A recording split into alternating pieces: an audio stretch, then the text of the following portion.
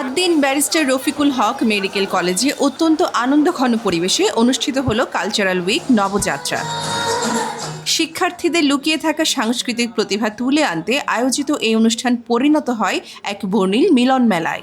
অনুষ্ঠানে বিশেষ অতিথি হিসাবে উপস্থিত ছিলেন গভর্নিং বোর্ডের সদস্য প্রফেসর ডাক্তার মাহফুজা জেসমিন। আরও উপস্থিত ছিলেন হাসপাতালের ডিরেক্টর ও সার্জারি বিভাগের প্রধান প্রফেসর ডাক্তার মোহাম্মদ আব্দুল কুদ্দুস। অনুষ্ঠানে সভাপতিত্ব করেন কলেজের প্রিন্সিপাল ব্রিগেডিয়ার জেনারেল অবসরপ্রাপ্ত প্রফেসর ডাক্তার মোহাম্মদ মিজানুর রহমান খান।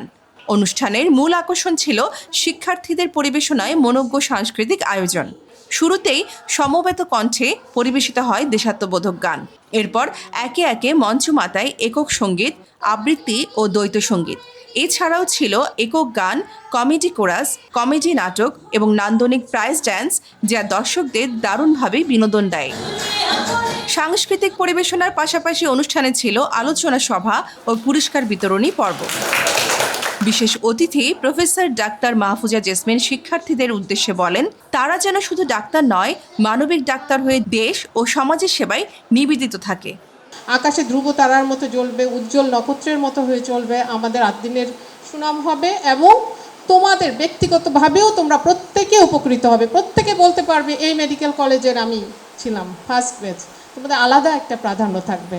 হাসপাতালের ডিরেক্টর প্রফেসর ডাক্তার মোহাম্মদ আব্দুল কুদ্দুস বলেন, ডাক্তারি একটি মহান পেশা, এর গুরুত্ব বোঝার আহ্বান জানান তিনি। দেশের জন্য কাজ করো, প্রফেশনটাকে এগিয়ে নিয়ে যাও, অত হেয় প্রতিপন্ন করো না।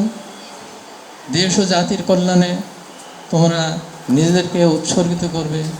অনুষ্ঠানকে আরও আকর্ষণীয় করে তোলে ফ্যাশন শো, ফটো সেশন ও রোমাঞ্চকর র্যাফেল ড্র।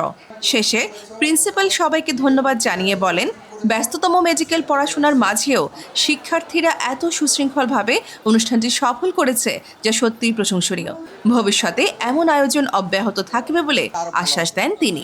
আমি আজকের অনুষ্ঠানে যারা পার্টিসিপেট এবং যারা প্রত্যক্ষ পরোক্ষভাবে সহযোগিতা করেছে, আমাদের ফ্যাকাল্টি, আমাদের রেসপেক্টেড টিচার যারা আসছেন, আমাদের স্টাফ যারা কাজ করেছেন, সবাইকে অসংখ্য ধন্যবাদ জানাচ্ছি এবং এই অনুষ্ঠান আমরা সামনে আরও করবো আশা করছি।